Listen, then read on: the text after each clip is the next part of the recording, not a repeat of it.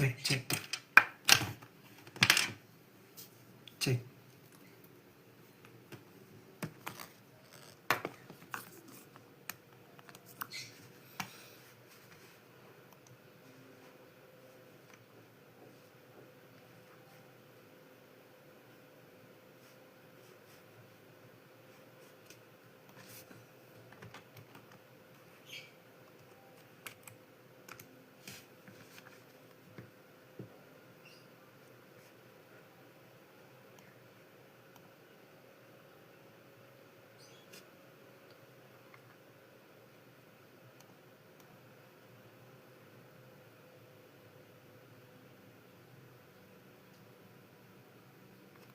Cek, cek, cek.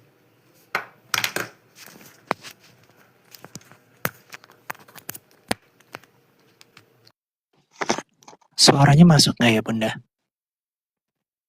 Suaranya masuk ya? Nggak masuk ya?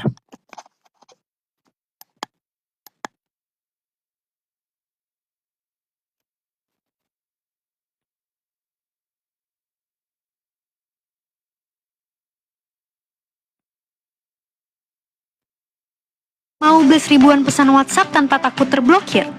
Gunakan WhatsApp Business API oleh kontak.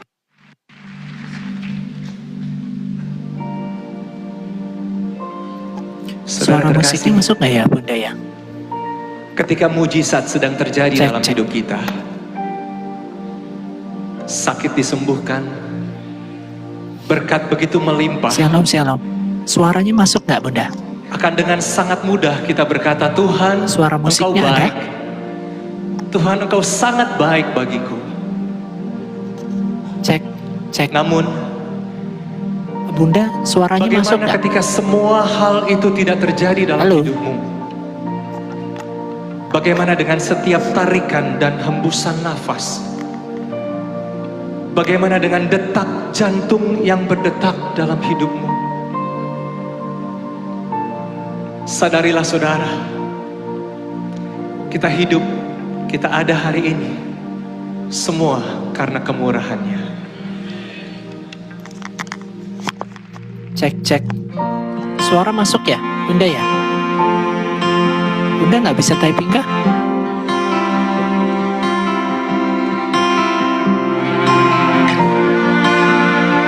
Halo? Pastor kecil, udah saya typing, Pastor. Hah? Masuk, tapi kecil suaranya, Pastor. Nggak ada, di typingan nggak ada? Oh, lah, saya tulis itu. Shalom, Pastor. Masuk, kecil, Pastor. Tapi bilang, Oh, udah saya typing, Pastor. di typingan nggak muncul masalahnya. Iya, lah. Sebentar.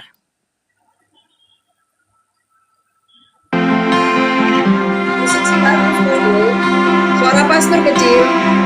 Oh, suara saya yang kecil. Iya.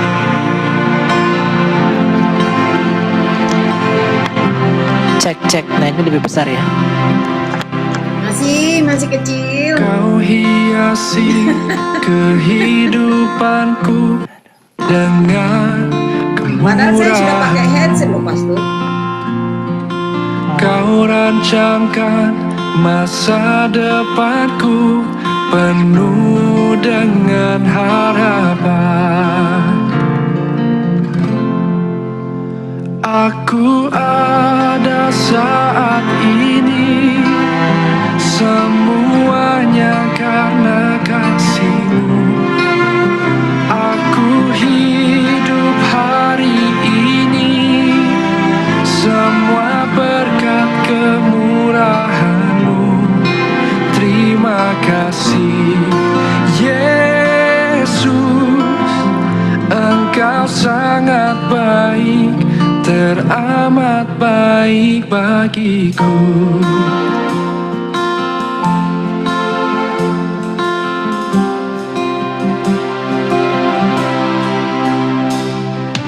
Kau hiasi kehidupanku dengan kemurahan-Mu.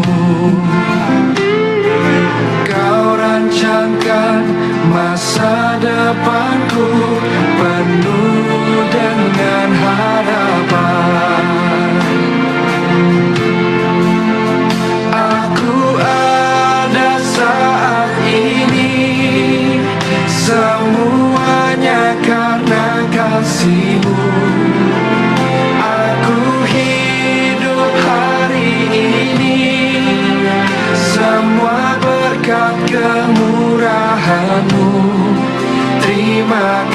kasih. Yesus, Engkau sangat baik, teramat baik. Aku ada saat ini, aku ada, semuanya karena kasih, semua karena kasih. Hidup hari ini, semua berkat kemurahan-Mu. Terima kasih, Yesus, Engkau sangat baik, teramat baik bagiku. Kami hidup hanya kemurahan-Mu Tuhan.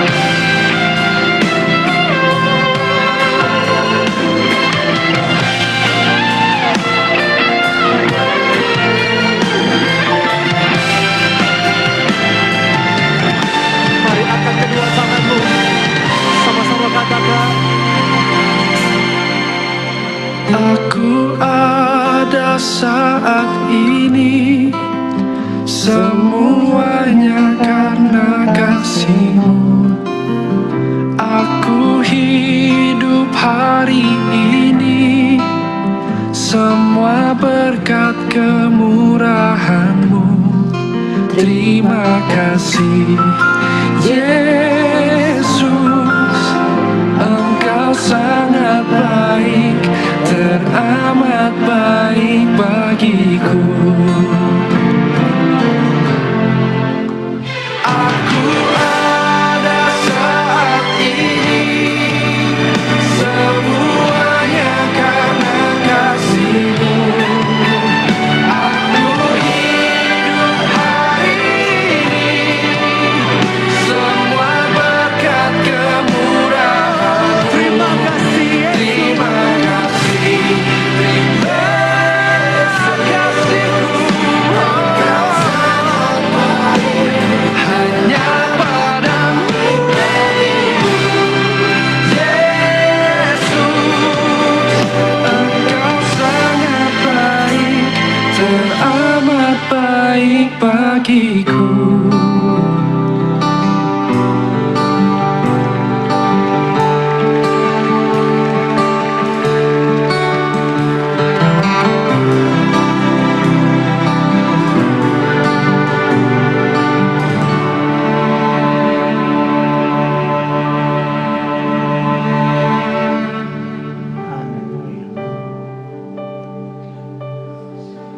Engkau baik,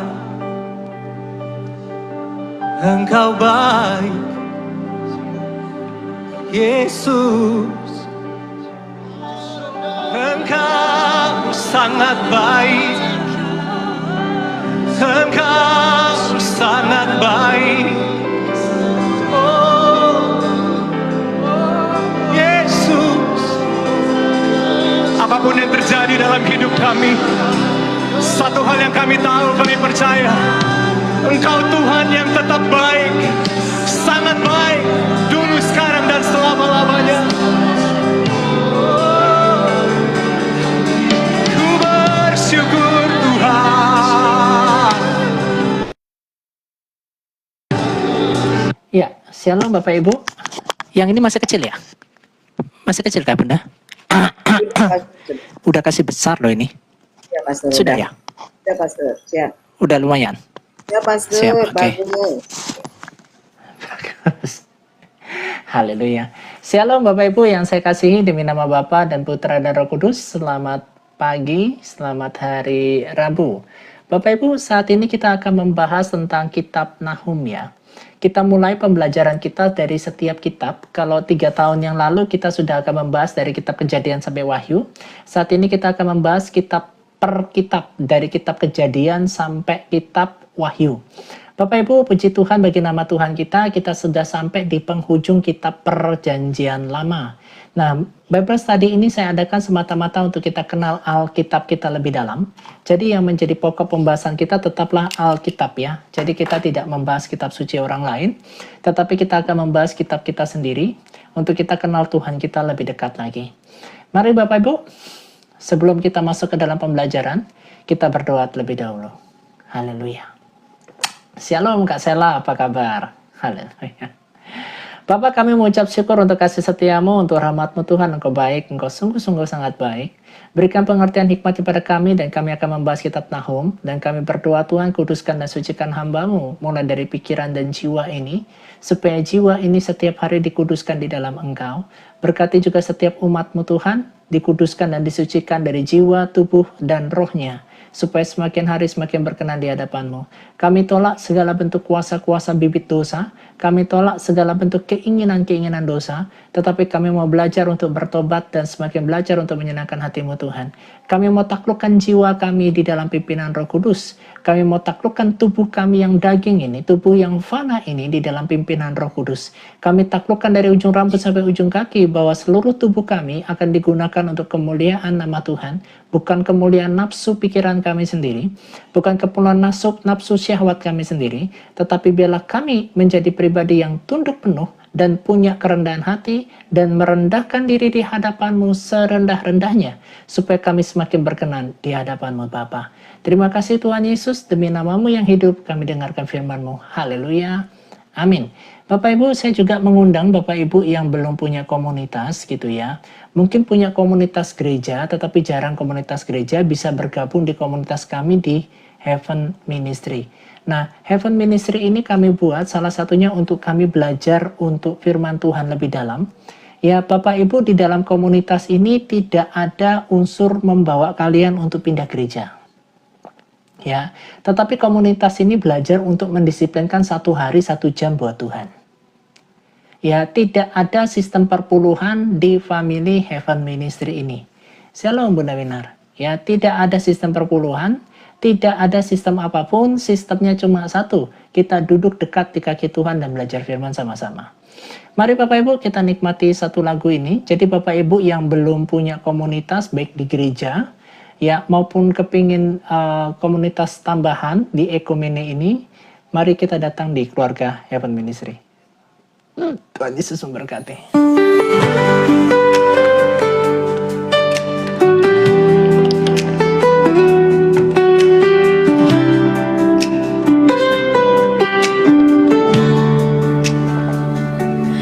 Langkah kami mungkin tak terlihat hebat, bukan dari harta yang berlimpah. Kami hanya orang sederhana yang rindu mencari wajah-Mu, saling menguatkan, tak ada yang berjalan sendirian. Satu visi, satu hati, menjadi serupa dengan Kristus setiap hari. Di Family Heaven Ministry kami bertumbuh, berakar kuat di dalam firman-Mu. Meski kami sederhana, hati kami mau hidup berkenan di hadapan-Mu.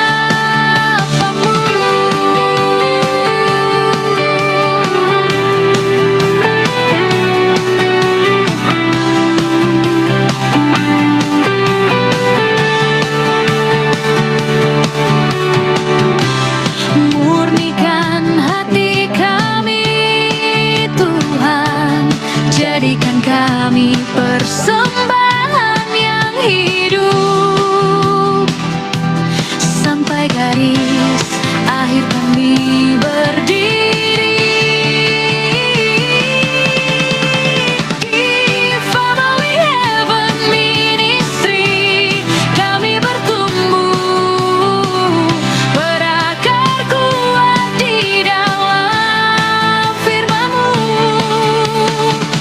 Meski kami sederhana, hati kami mau bersama-sama, kami jadi saksi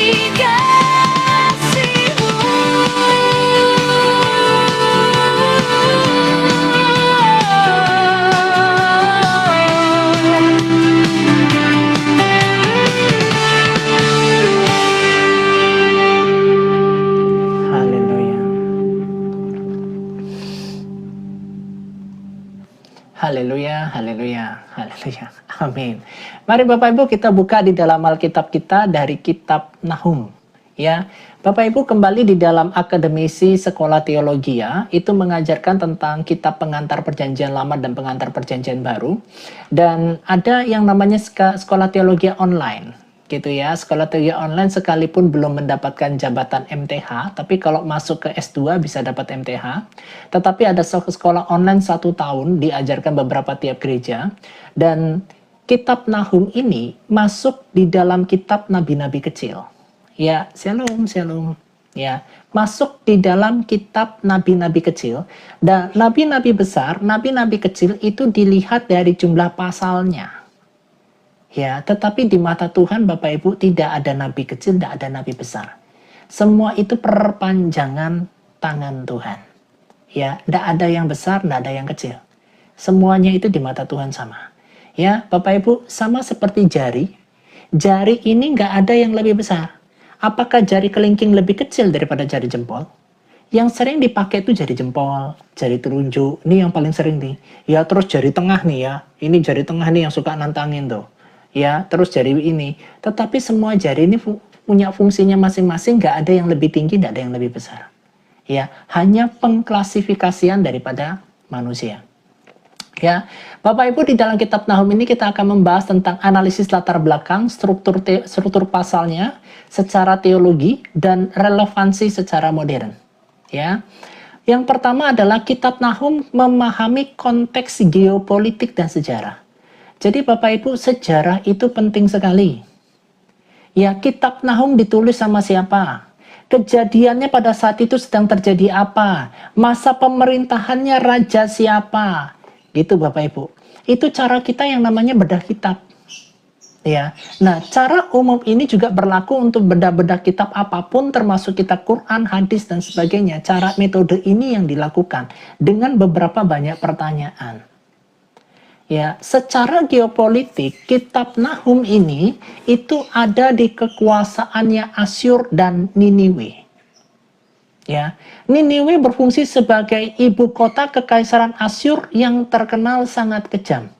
Nah, hari Senin kemarin kita membahas tentang kitab Yunus, di mana Yunus disuruh pergi ke Niniwe tapi tidak mau.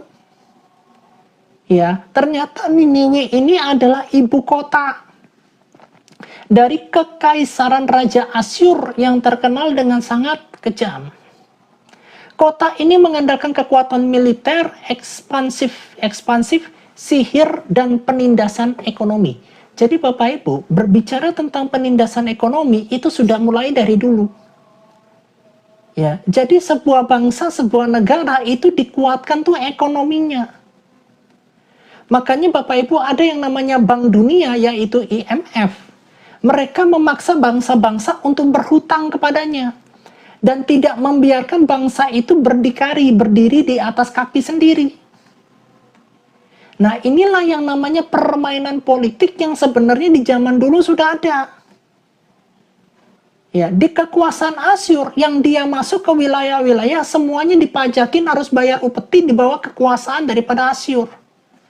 Ada ekspansif di situ. Dan bangsa Asyur juga terkenal dengan kekuatan apa? Sihir dan penyembahan daripada berhala. Apa yang ditindas? Ekonominya. Jadi kalau Bapak Ibu baca kitab Hakim-Hakim, pada saat orang Israel itu masa panen, hasil panennya dirampas. Itu berbicara tentang apa? Perampasan ekonomi. Kitab Nahum ini ditulis di antara jatuhnya kota No Amon 663 sebelum Masehi dan hancurnya Niniwe 612 sebelum Masehi. Ya, Bapak Ibu mari kita baca di dalam kitab Nahum pasal yang pertama berbicara tentang apa? Ya, ucapan ilahi tentang Niniwe, kitab penglihatan Nahum orang Elkos. Siapa yang tulis kitab Nahum ini? Ya, Nahum sendiri. Jadi Bapak Ibu, semua nabi-nabi itu semuanya 100% bisa baca, bisa tulis. Makanya nabi itu menuliskan kitabnya atas nama dirinya, yaitu Nahum. Nahum tidak suruh orang untuk menghafal. menghafal sekitar 10.000 kalimat, aww, aww, sampai 10.000 kalimat, dihafalin ke orang B nanti ngasih ke orang C kasih ke orang D, tiba-tiba dibukukan. Kira-kira ada orang nggak yang bisa menghafalkan itu? 10.000 kalimat dengan titik koma yang bisa rapi. Jadi kalau ada orang yang mengatakan bisa menghafalkan banyak kitab-kitab, itu bohong. Itu klaim kosong. Baru bisa menghafal satu aleni aja, sudah ngeklaimnya bisa hafal semuanya. Ya, Bapak Ibu, supaya Bapak Ibu paham, nabi-nabi semuanya menuliskan itu di kitabnya pribadinya lah, itu yang nulis. Kitab Penglihatan Nahum orang Elkos. Murka Tuhan. Tuhan itu Allah yang cemburu dan pembalas.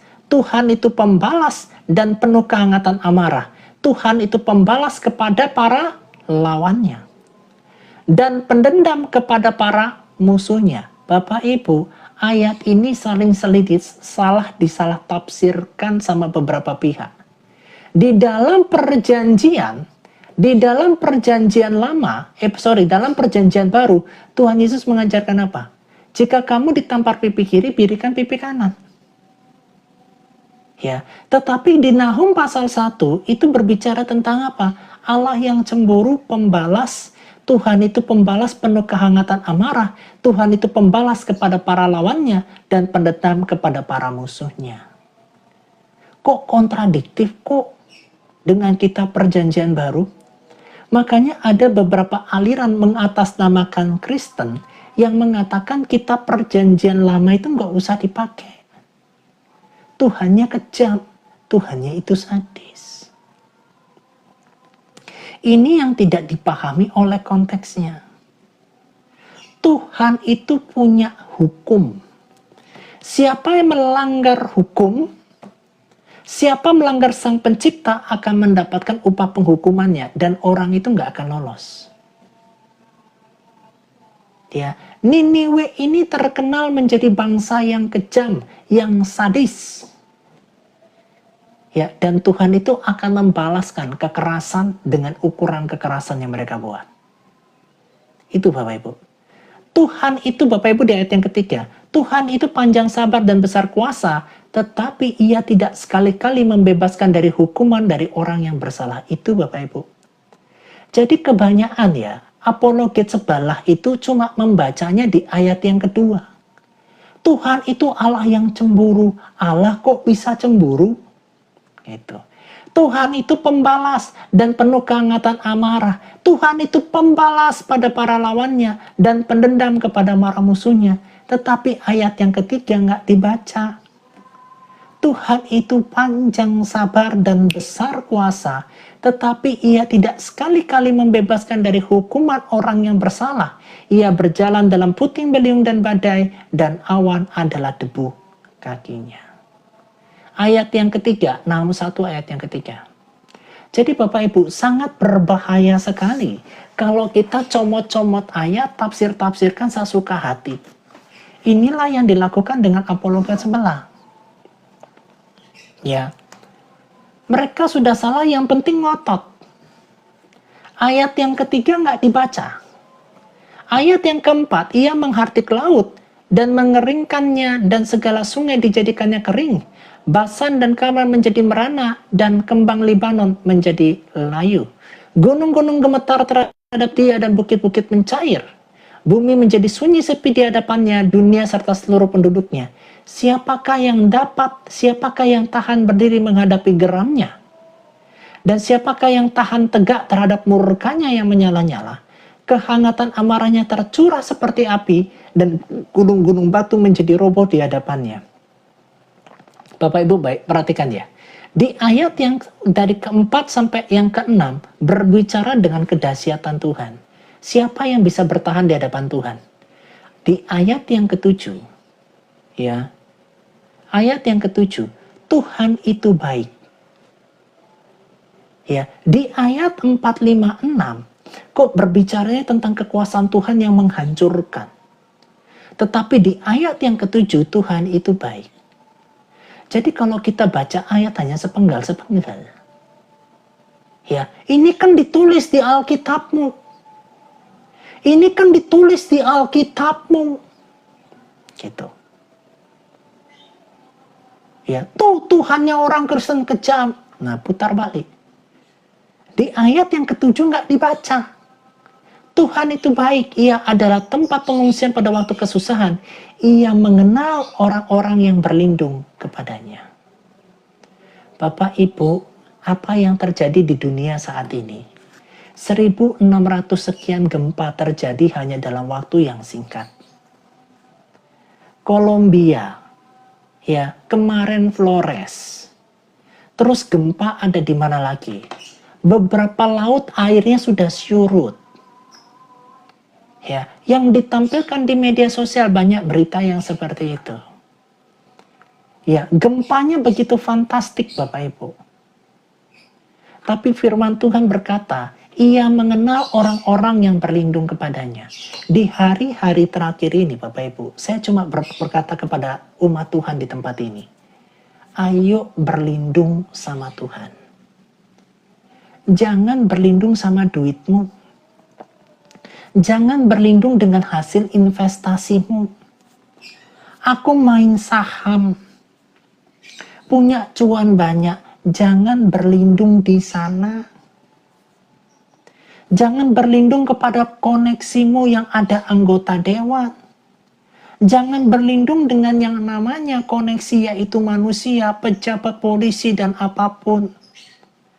Berlindunglah sama Tuhan. Ya, kamu berlindung sama polisi, kamu berlindung sama pejabat, gempa bumi datang, nggak ada guna itu semua. Dalam waktu yang singkat hancur berantakan. Dalam waktu yang singkat hilang semua. Kamu timbun emas di rumahmu.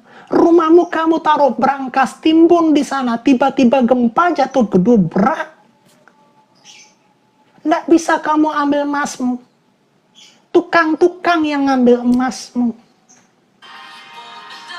Ya. Bapak Ibu. Ya, berlindunglah kepada Tuhan, karena Tuhan mengenal orang-orang yang berlindung kepadanya. Ya, dan menyeberangkan mereka pada waktu banjir. Ia menghabisi sama sekali orang-orang yang bangkit melawan dia. Siapakah yang bangkit melawan dia? Bapak Ibu, siapakah yang bangkit melawan dia? Bangsa-bangsa yang menyerang Israel. Dan musuhnya dihalaunya ke dalam gelap. Bapak Ibu, ini yang terjadi. Siapa yang membagi-bagi tanah Israel itu berhadapan dengan Tuhan. Ya, ini kondisi daripada Nahum yang mendapatkan penglihatan bahwa tidak ada satupun makhluk yang bisa bertahan di hadapannya. Makanya Bapak Ibu, jangan berlindung sama komunitas. Jangan berlindung dengan yang namanya massa. Tidak ada guna. Berlindunglah sama Tuhan. Itu perlindungan kita yang sejati. Jangan menaruh pengharapanmu dengan uang yang kamu punya. Jangan menaruh pengharapanmu kepada nama besar yang kau punya. Jangan menaruh pengharapanmu pada gedung gerejamu yang besar dan sebagainya. Itu bisa berubah 180 derajat hanya dalam waktu yang sangat-sangat singkat. Bapak Ibu, berapa banyak pengusaha yang gulung tikar gara-gara COVID? Ayo. Ya, kitab Nahum ini Bapak Ibu ditulis di antara jatuhnya kota No-Amon, ya, 663 sebelum Masehi dan hancurnya Niniwe 612 sebelum Masehi. Garis waktu kejatuhannya 663 sebelum Masehi, penaklukan Asyur terhadap No-Amon atau Tebes di Mesir. 612 sebelum Masehi, penggenapan nubuatan ketika koalisi Babel dan Medes menghancurkan Niniwe secara total. Signifikansinya adalah membuktikan bahwa kekuatan militer manusia memiliki waktu batas di hadapan Tuhan. Bapak Ibu, Asyur ini menjadi bangsa yang sangat besar, yang sangat mewah, kekuatan militer yang hebat, kekuatan militer yang dahsyat, tetapi tetap ada batas limitnya. Ya, sehebat apapun bangsa, sehebat apapun keuangan negara, sehebat apapun itu, kalau Tuhan sudah turunkan gempa, habislah sudah. Ya, inilah kitab Nahum. Yang ketiga, identitas penulis dan penerima daripada surat ini. Profil Nabi Nahum, ya, arti nama Nahum berarti penghibur atau penuh kenyamanan. Asal daerah Nahum itu dari Elkos, wilayah pemukiman yang lokasinya masih diperdebatkan sampai saat ini. Nah, gaya sastra penulisannya menggunakan puisi Ibrani yang sangat dramatis, ekspresif, dan visual. Ya, jadi Bapak Ibu, nabi-nabi di zaman dulu itu punya seni yang hebat, punya karya sastra yang hebat. Ini menunjukkan sebagian besar nabi-nabi yang menulis kitab-kitab ini, khususnya Yesaya, Nahum, Mazmur, itu punya karya seni yang luar biasa. Mereka itu orang terpelajar. Ya, mereka itu pribadi yang bisa baca, bisa tulis. Bahkan kemampuan menulisnya mereka di atas rata-rata di zaman-zamannya. Bapak Ibu masih ingat nggak sebuah film yang ada di Cina? Bapak Ibu coba cari film Drajin ya. Tentang kerajaan termasuk di Korea. Mereka dicari orang-orang karya sastra, orang-orang bangsawan. Itu punya karya sastra itu menulis. Itu kasta-kasta yang cukup tinggi. Dan terbukti Tuhan juga mencari orang-orang yang punya pendidikan bagus. Di dalam menuliskan kitab Nahum ini. Ya. Tuhan tidak pernah milih orang yang nggak bisa baca, nggak bisa tulis. Ya, sejarah para nabi semuanya bisa baca, bisa tulis. Itu Bapak Ibu. Ya, tujuannya apa? Untuk bisa merangkai dan menulis kalimat itu yang diwariskan dari keturunan ke keturunan. Itu nabi. Ya, surat ini, kitab ini diberikan kepada siapa? Ya. Kitab ini adalah target secara primernya adalah maklumat penghakiman langsung ke jantung kekuasaan Asyur yang namanya ibu kotanya Niniwe. Nubuatannya ke sana. Kenapa kok Niniwe mendapatkan yang namanya nubuatan penghancuran? Karena dia menghancurkan Israel dan perbuatan kekerasan mereka dan kesadisannya udah di luar rata-rata. Ya, secara sekundernya ini adalah surat penghiburan bagi umat Yahudi yang sedang dijajah. Bapak Ibu perhatikan ya, primernya itu memberikan kepada langsung ke jantung kekuasaan Raja Asyur yang terpusat di Niniwe sebagai ibu kotanya. Sekundernya itu berbicara tentang penghiburan bagi umat Yahudi yang sedang dijajah. Bapak Ibu, ya, surat penghiburan bagi umat Yahudi, umat Yehuda yang sedang dijajah. Jadi Bapak Ibu, saya kasih tahu gini loh. Bangsa Israel itu bangsa yang paling banyak dijajahnya. Bukan Indonesia. Ya, Indonesia dijajah 3,5 abad, itu hoak. Kalimat itu diberikan untuk apa? Meningkatkan kebencian kepada yang namanya kaum Belanda. Salah satu sesuatu yang sangat disayangkan adalah pada saat Belanda membangun rel-rel kereta di jalan-jalan untuk transportasi umum, rel-relnya itu dicopot. Rel-relnya itu dicopot, alasannya ini buatan Belanda. Ya, terus yang mengatakan kerja rodi, ya, si Belanda suruh kerja rodi tetapi tidak dibayar. Ternyata Bapak Ibu, pemimpin yang ada di lokal kita sampaikan sebagai bahasa pribumi, itu yang tidak membayar. Belanda sudah bayar, tetapi tidak dibayarkan kepada tukang-tukangnya yang ada. Jadi dari zaman dulu, sebelum kita merdeka, korupsinya itu sudah luar biasa hebatnya. Dengan ada kemajuan teknologi, dengan ada kemajuan internet, semua kebohongan-kebohongan masa lalu, semua hoak-hoak masa lalu, itu semua kebongkar. Tuhan izinkan internet ini juga ada untuk membongkar segala kebohongan-kebohongan sejarah di masa lalu. Kenapa Tuhan pilih nabi-nabinya untuk menuliskan juga sejarah yang sedang mereka jalani supaya tidak dibohongi?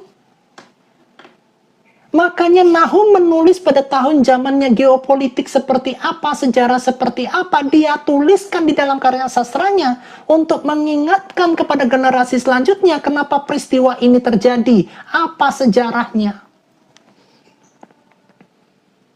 Makanya Bapak Ibu, Alkitab kita ini juga mencatat tentang sejarah selain dari perkataan yang keluar dari mulut Allah. Sejarah munculnya manusia tercatat. Sejarah banyak bahasa tercatat.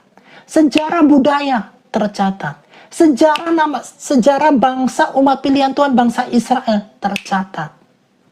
Sejarah runtuhnya umat Israel menjadi pembuangan tercatat oleh nabi-nabinya. Jadi kalau ada ngaku-ngaku nabi menyempurnakan segala sesuatunya, di dalam kitabnya tidak berisi tentang sejarah, tentang peristiwa banyak hal, hati-hati. Hati-hati. Ya, hati-hati Bapak Ibu. Makanya kenapa sejarah ini tetap dimasukkan di dalam kitab para nabi. Peristiwa apa yang terjadi, masa pemerintahan siapa yang terjadi. Jelas Bapak Ibu. Sejelas ini aja dikatakan gak jelas. Gitu. Tetapi yang mereka gak jelas merasa itu jelas.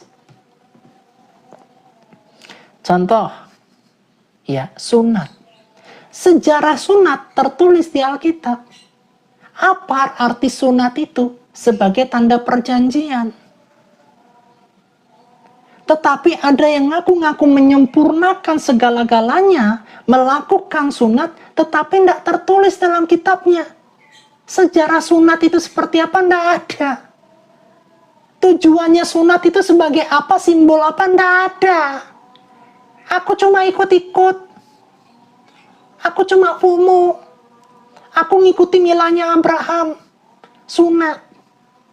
Makna sunat seperti apa enggak tahu. Tujuan sunat itu dibuat untuk apa juga enggak tahu. Katanya menyempurnakan. Enggak ada menyempurnakan. Mengurangi ya. Gitu loh Bapak Ibu. Makanya sejarah ini penting.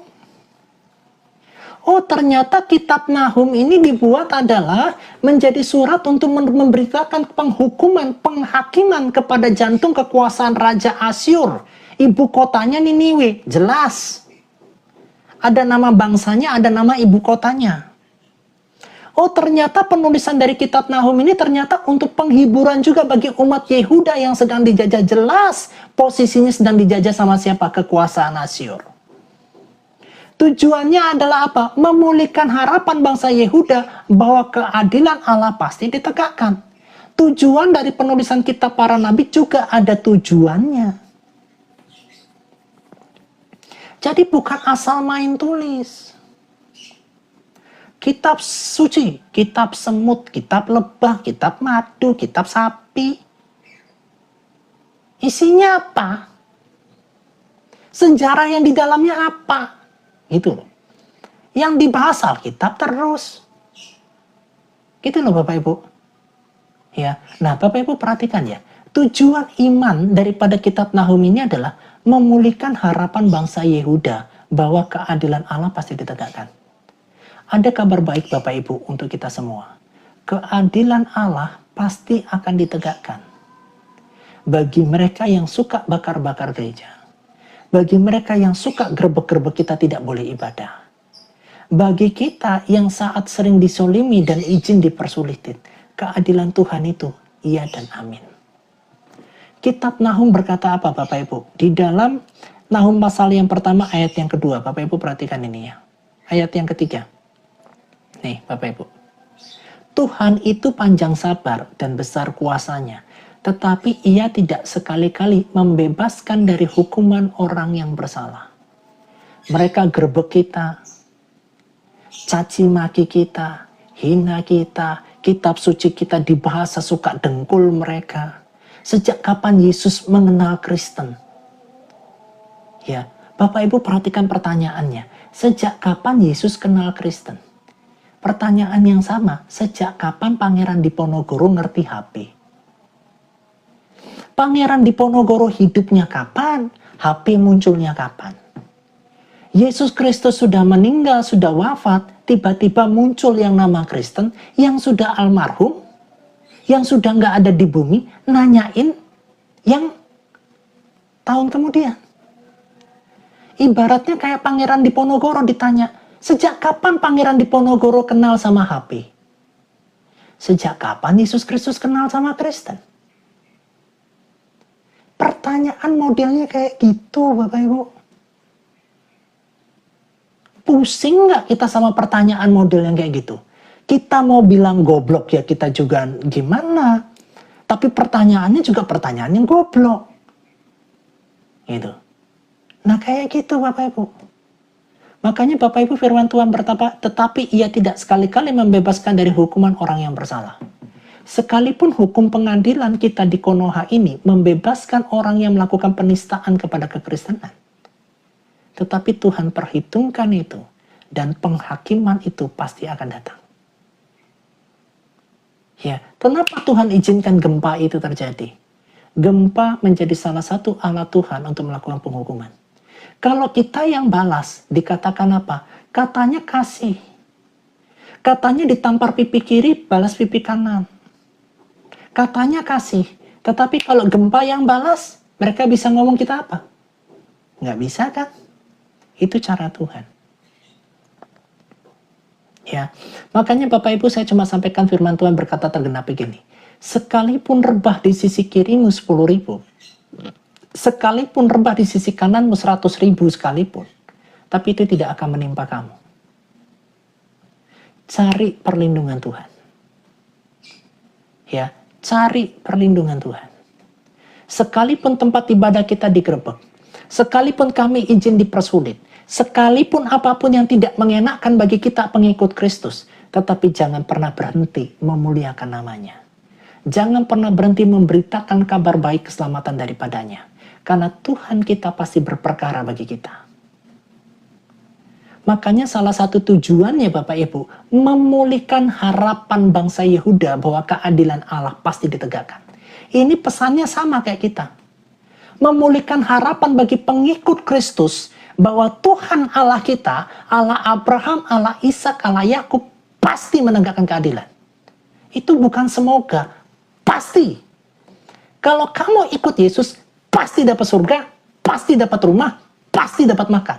Itu pasti. Dan itu bukan semoga-moga. Di dalam Kristus Yesus itu pasti ada kepastian. Di dalam namanya Allah Abraham, Ishak, dan Yakub yang mengutus nabi-nabinya untuk umat Tuhan, pasti ada keselamatan, pasti ada pengharapan, pasti ada penghiburan. Pasti. Ya, Allah kita tuh selalu menggunakan kata yang pasti, tidak pernah dia menggunakan kata semoga. Semoga kita masuk surga, enggak. Kamu pasti bersama Yesus. Kalau Yesus ada di surga, kau ada di surga. Makanya Yohanes 14 berkata apa? Di mana aku berada, di situ pun kau berada. Kita akan tinggal bersama-sama Yesus suatu saat nanti. Pasti.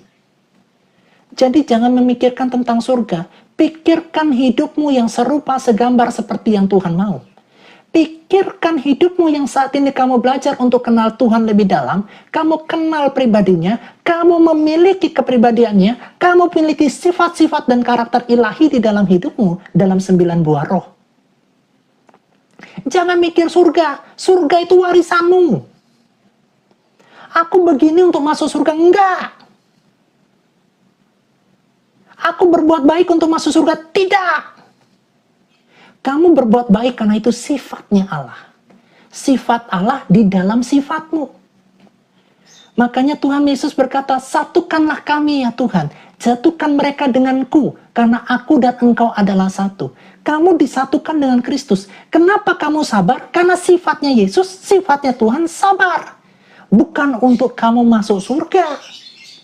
Bukan kamu cari amal banyak-banyak. Aku nolong orang banyak-banyak ngumpulin amal. Sehebat apapun kamu kumpulin amal, dosamu tetap lebih banyak. Kamu menolong, kamu berbuat baik, kamu memberi, kamu mengasihi, karena itu sifat Allah yang ada di dalam sifatmu. Kamu satu dengan Dia. Itu loh Bapak Ibu esensinya. Jadi pikirkan paradigma aku berbuat baik, aku sabar, aku mengasihi biar aku masuk surga. Salah besar itu. Ya, yang benar adalah sifat Allah di dalam sifatmu. Jadi apa yang keluar dari dalam tingkah lakumu, apa yang keluar menjadi dari dalam keluar, itu sifat Allah yang keluar dalam hidupmu. Makanya Tuhan berkata apa? Berbuah, berbuah, berbuah. Ya itu loh. Hasilkanlah buah. Buah-buah roh. Hasilkanlah itu. Hiduplah di dalam pimpinan roh. Supaya kau punya karakter ilahi. Itu loh maksudnya. Gitu loh Bapak Ibu. Jadi kalau ada yang mengajarkan. Ya kamu berbuat baik buat masuk surga. Nanti ditimbang. Ya. Tolak ukur timbangannya dari mana? Gitu, abu-abu. Kalau Allah kita nggak ada abu-abu, putih ya putih, hitam ya hitam. Proses ya proses, penampian ya penampian. Ya, Bapak Ibu, kitab Nahum mengatakan ada pengharapan bagi kita pengikut Kristus Yesus yang dihina, yang dihujat, yang dicaci maki, yang dibilang tiang gantungan, yang dibilang Tuhan telanjang, yang dibilang Tuhan terkutuk, dan sebagainya, dan sebagainya. Ada pengharapan di situ. Ya, salah satu bentuk penghakiman Tuhan itu seperti apa? Bapak Ibu perhatikan ya. Sekolah-sekolah Kristen sebagian besar maju-maju. Orang-orang sebelah yang masuk ke sekolah Kristen pintar-pintar. Ya, tetapi pada saat Kang Deddy Mulyadi datang, mereka yang punya atribut keagamaan, atributnya agama semua, 4x3, tidak tahu. 5 lusin berapa? Tidak tahu. 1 jam berapa menit? Tidak tahu. 1 jam berapa detik? Tidak tahu. Terus tahunya apa? Menghafal ayat-ayat kitab suci. Buat apa ngumpulin dunia? Lebih baik kumpulin akhirat. Gimana kamu cara kumpulin akhiratnya? Itulah cara Tuhan. Media sosial ini, semua media termasuk elektronik ini dipakai Tuhan untuk menunjukkan penghakimannya. Ya, sekalipun mereka mengklaim untuk rumus, untuk menemukan keyakinan ini. Orang yang keluar dari komunitas ini, kalau tidak perut, di bawah perut. Tetapi faktanya, yang perut dan di bawah perut, itu dari mana? Yang memperkaos banyak anak sintrinya dari mana? Ya, kejadian di Lombok. Pemimpin agama meniduri istri jemaatnya. Istri tetangga. Terus yang masalah di bawah perut yang mana? Mana akalnya? Katanya berakal. Tahu enggak kamu? Di surga itu nanti ada 2 pernikahan. Ya, Isa Al-Masih nanti nikah sama Ratu Negeri Mesir. Ya, terus Bapak nanti nikah sama 3 perempuan. Siti Maryam, ya, sama satu lagi tuh, pokoknya 3. Tahu dari mana ada pengantinan model begitu, Bapak Ibu? Ya, tujuannya untuk apa? Mempermalukan lawan-lawannya. Siapa yang mempermalukan? Bukan kita. Mulutnya mereka sendiri. Salah satu nikmat yang diberikan yang untuk ke dalam surga adalah pesta seks. Yang ngomong siapa? Mereka sendiri. Itulah cara bentuk penghakiman Tuhan. Jadi Bapak Ibu pengikut Kristus, jangan pernah berpikir untuk membalas mereka. Ya, jangan pernah berpikir untuk membalas semua caci maki, hujatan-hujatan yang kita terima. Karena Allah kita sedang berperang bagi kita, dan Dia membela kita, dan Dia mempertontonkan segala bentuk kebodohan, kekonyolan, cerita-cerita aneh yang mereka punya, dipertontonkan itu di media sosial. Dan kita cuma apa? Nonton dan tertawa saja. Ya, ada sebuah makhluk gitu, tiba-tiba bersin, jadi kucing keluar, dan ding ding meow, ding ding dang ding ding meow, gitu. Seekor singa kena virus, dia hacing, langsung meong datang, meow, meow, bersin lagi, kucing kampung datang, meow, meow. Bersin. Kalau bersinnya ada nadanya, kucing Angola.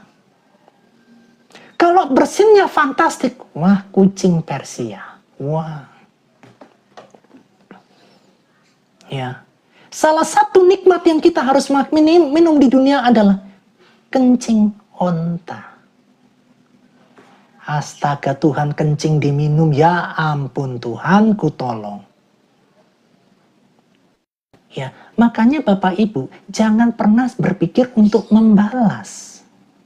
Berpikirlah kamu, Tuhan, aku mau berlindung kepadamu. Kondisi kami seperti dengan Bani Israel, yang mengalami banyak penjajahan, banyak penekanan, banyak hinaan. Tetapi kami mau berlindung kepadamu, ya Allah Abraham, Allah Ishak, Allah Israel. Aku mau bertobat, hidupku mau berkenan di hadapan Tuhan. Itu yang kau pikirkan. Kau bukan pikirkan untuk membalas caci maki dengan caci maki. Ya, kamu bukan memikirkan bagaimana cara aku menaklukkan Bang Suma dan kawan-kawannya. Tetapi yang kamu harus pikirkan bagaimana kau menaklukkan dirimu di dalam hidup, di dalam pertobatan, merendahkan diri di hadapan Tuhan, izinkan Tuhan berperang bagi kita. Begitulah cara Tuhan mempermalukan. Lewat siapa? Mulutnya mereka sendiri. Mulut yang mereka berkatakan bahwa masuk ke keyakinan ini, mau nggak mau, suka nggak mau, pakai akal. Dan Tuhan jeblokkan akal mereka untuk percaya cerita-cerita singa bersin menjadi kucing. Mereka mengutamakan akal. Dihancurkanlah akal mereka. Siapa yang berperang? Tuhan kita. Allah kita heran dan besar. Allah yang heranlah. Yang menjadi repot adalah kenapa kita berpikir untuk membalas. Gitu. Malah kenapa kita berpikir untuk menghina mereka. Biarkan mereka menggunakan cerita-cerita untuk mempermalukan, hinakan mereka sendiri. Bukan kita. Ya, coba Bapak Ibu. Kalau kita berbicara, nabi mereka sama dengan pengangguran. Kita masuk ke pasal penistaan. Tetapi kalau orang mereka yang menyamakan nabi mereka dengan pengangguran, bebas dari hukum. Kamu masih mengharapkan keadilan? Kita masih mengharapkan perlindungan model begitu? Enggak. Keadilan tetap dari Allah Abraham, Ishak, dan Yakub. Ya, Bapak Ibu, izinkan Tuhan berperang bagi kita. Nahum berkata, dengar kau Niniwe, kau akan hancur. Siapa yang menghancurkan Niniwe? Bukan orang Israel, bukan orang Yehuda, bukan bangsa Israel, bangsa Babel. Yang menghancurkan Niniwe, yang menghancurkan Asyur sehancur-hancurnya. Yang akan menghancurkan mereka sama-sama orang fasik.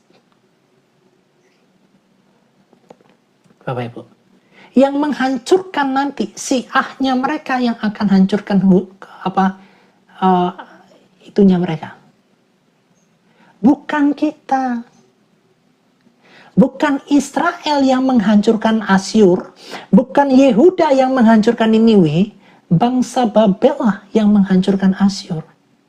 Bukan kita yang menghancurkan mereka yang hina kita, caci maki kita, hujat kita, bolak-balikkan Alkitab kita.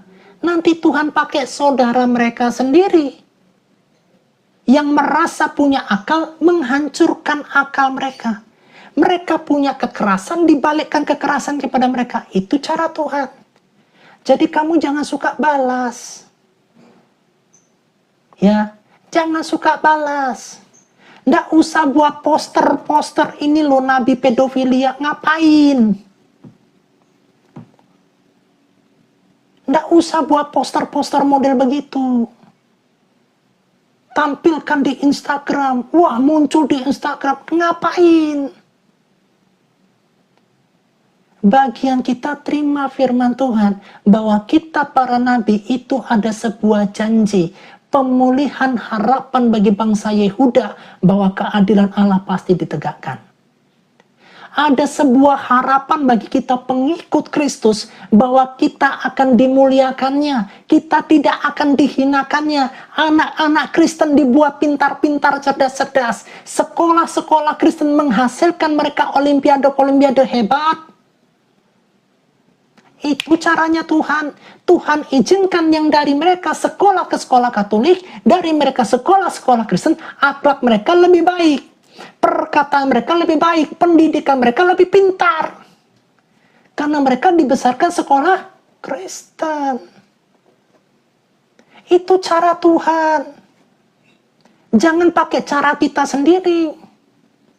Wah, di Jawa Barat ya, bangun gereja nggak dikasih, di Cirebon nggak dikasih. Gua NTT nih, gua Flores. Lu bangun masjid di sini, gua tutup lu, gua demo lu. Lu ngapain? Biarin mereka bangun tempat ibadah kita di Flores. Biarkan mereka membangunkan tempat ibadah di Papua. Biarkan mereka membangunkan tempat ibadah dimanapun mereka mau di bangsa dan negara Indonesia ini. Kita tidak perlu ngikuti pola yang sama dengan mereka. Di Cirebon tidak boleh ada gereja aku. Di ND juga nggak boleh ada masjid. Nggak usah. Kita nggak mengikuti pola yang seperti itu. Tapi tujuan daripada biarkan Allah kita berperang bagi kita. Ada harapan. Ya, ada harapan untuk bangsa Yehuda. Ada harapan untuk pengikut Kristus. Bahwa keadilan Allah itu pasti ditegakkan. Gitu loh cara mainnya. Ya, nggak usah buat status gitu loh. Pakai wajah ini rambutnya panjang, sedang tusuk perempuan. Waduh. Nggak usah Bapak Ibu yang gitu-gitu tuh nggak usah. Ya, sekarang kita membedah secara struktur teologisnya dari pasal 1 dan pasal 2. Ya, janji ini juga berlaku bagi kita. Pasal 1 berbicara tentang karakter dan murka Allah. Sifat Allah menampilkan Allah yang cemburu, pembalas namun juga lambat marah. Keadilan kuasa alam semesta berguncang di hadapan murkanya yang menentang kejahatan. Kabar baiknya adalah Allah menjadi tempat perlindungan yang kokoh bagi Yehuda yang tertindas. Bapak Ibu perhatikan ya. Kabar baiknya, Allah menjadi tempat perlindungan yang kokoh bagi Yehuda yang tertindas. Yesus Kristus akan menjadi tempat perlindungan yang kokoh bagi kita yang selama ini kita ditindas. Ya, di sini yang pertama kali berkata, Allah yang cemburu pembalas. Allah Abraham, Allah Ishak, Allah Yakub. Jangan pernah berpikir begini, kok Tuhan diem aja ya gerejanya digituin? Kok Tuhan biarin aja ya gerejanya dibom? Kok Tuhan izinkan ya kok kayak begini? Tunggu dulu. Cara mainnya Tuhan berbeda dengan cara mainnya kita. Kenapa Tuhan tidak cegah? Emangnya Tuhan tidak mampu? Tunggu dulu. Ya, Tuhan udah izinkan orang jahat itu. Dan makanya Tuhan Yesus berkata apa? Biar mereka melihat tetapi mereka nggak menganggap. Biarkan mereka mendengar tapi mereka tidak paham. Dibiarkan Tuhan sampai masanya penghakiman nanti mereka nggak bisa lolos. Dan penghakiman Tuhan itu menjadi penghiburan buat kita. Pembelaan Tuhan itu menjadi pembelaan bagi kita. Saat saya melihat cuplikan-cuplikan di media sosial Bapak Ibu, ternyata pendidikan sekolah-sekolah Kristen itu jauh lebih baik. Saya merasa terhibur. Inilah pembalasan Tuhan yang mengatakan kita orang-orang Kristen tidak berakal. Yang mengatakan kita orang-orang Kristen ini kafir. Yang mengatakan kita orang-orang Kristen tidak usah bergaul dengan orang kafir seperti orang Kristen. Yang orang-orang mengatakan jangan anak-anakmu bergaul dengan orang-orang Kristen. Tetapi anak itu bisa sukses bisa pintar di sekolah Kristen. Ini cara Tuhan. Dia tidak mengalahkan dengan langsung hukuman keras, tapi Tuhan kita mengalahkan dengan apa? Kebaikan. Hebat enggak? Dari situ saya cuma melihat, terpujilah kau Tuhan. Siapakah yang seperti engkau?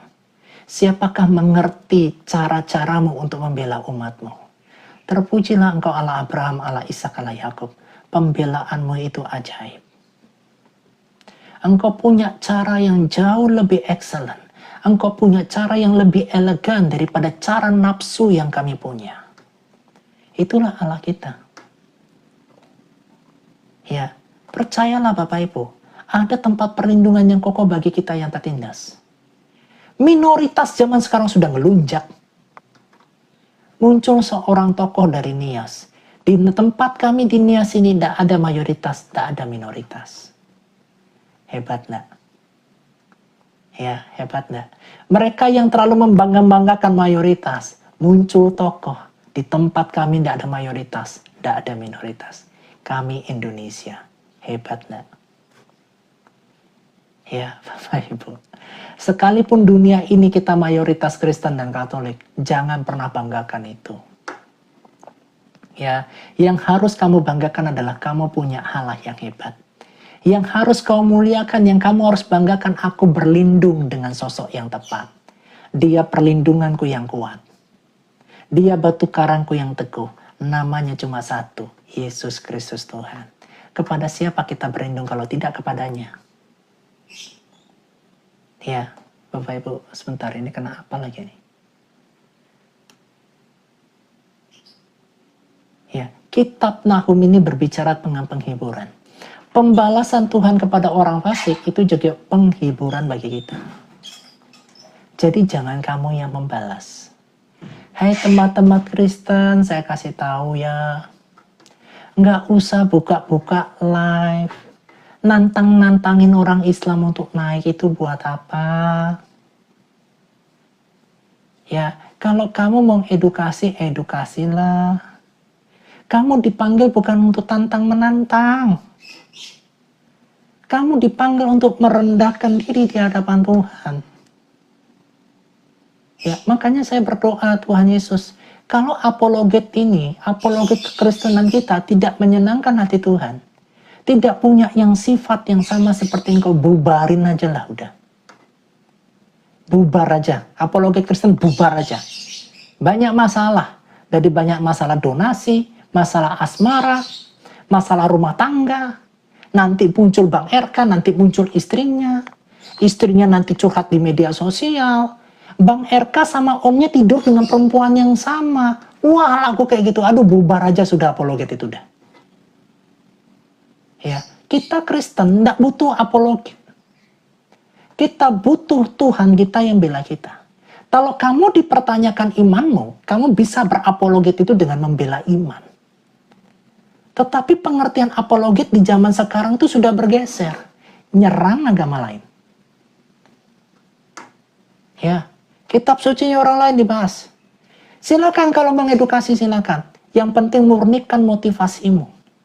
Tidak ada yang salah dengan kata metode apologet. Tidak ada metode yang salah. Tetapi yang salah itu adalah hatimu pada saat hatimu sudah tidak murni untuk memberitakan kabar baik Kristus Yesus. Kalau hatimu sudah tidak sesuai dengan maunya Tuhan, itu yang salah. Metode berapologet apapun tidak ada yang salah. Ngajak teman-teman muslim untuk naik ke komal juga tidak salah. Tetapi hatimu yang tidak menyenangkan hati Tuhan di dalam berapologet, dan hatimu yang tidak sesuai dengan maunya Tuhan, itu yang salah. Parameternya siapa? Hatimu sendiri. Saya nggak bisa menjadi penghakiman. Ya, saya sangat, setelah saya baca kitab Nahum ini, saya sangat percaya. Keadilan Tuhan itu is the best. Cara Tuhan mempermalukan lawan-lawannya is the best. Tuhan itulah yang memberikan kepintaran, hikmat, dan kebijaksanaan. Kalau kamu mau pintar, kalau kamu mau cerdas, kalau kamu punya ilmu pengetahuan, cara-caranya cuma satu. Takut akan Tuhan. Itu awal permulaan hikmat dan pengetahuan. Akal yang kita gadang-gadang akan dibuat hina sama Tuhan. Hikmat manusia yang mereka punya akan dihinakan sama Tuhan. Tetapi kalau kamu merendahkan diri di hadapan Tuhan, kamu takut akan Tuhan, kamu akan dimuliakan. Aku melakukan ini untuk naikkan derajat. Bapak, Ibu, umat Tuhan, kamu dipanggil tuh bukan suka naik derajat. Ekonomiku kuat, aku naik derajat. Kamu takut akan Tuhan, kamu dipandang Tuhan, derajatmu sudah naik. Sekalipun kamu dihinakan sama dunia. Ya, kita nggak masalah cari naik derajat-derajatan. Kita cari hidup yang berkenan sama Tuhan. Kita cari hidup di mana Tuhan lihat kita, Tuhan senang dengan pelayanan kita. Itu yang Tuhan mau, Bapak Ibu. Ya, Nahum ini banyak berbicara banyak, keadilan Tuhan iya dan amin. Mari kita sekarang belajar, nggak usah balas-balas mereka. Biarkan media sosial mempertontonkan kebusukan mereka. Ya, muncul lagunya Bapak Ibu. Dan terjadi lagi, yang ini diperkaos, yang ini disodomi. Dan terjadi lagi, lagi, dan lagi. Kasus pemerkosaan lagi, dan lagi. Bukan perempuan sekarang korbannya. Anak laki-laki pun juga disodomi. Lagi, dan lagi. Tuhan bela kita. Itu cara Tuhan, Bapak Ibu. Muncul sebuah berita aneh lagi. Aku hamil karena mimpi. Hebat loh. Akalnya di mana? Muncul di media sosial, aku hamil karena mimpi. Setelah didesak, aku hamil karena itu, Ustadz itu. 18 kali kami sudah berhubungan badan. 18 kali. Kamu juga ngerasa enaknya kalau kayak gitu. 18 kali loh. Ya, kamu berkata, mas jangan mas jangan, celananya dipelorotin, mas jangan tapi dikasih dipelorotin. Lah itu gimana? 18 kali. Katanya berakal.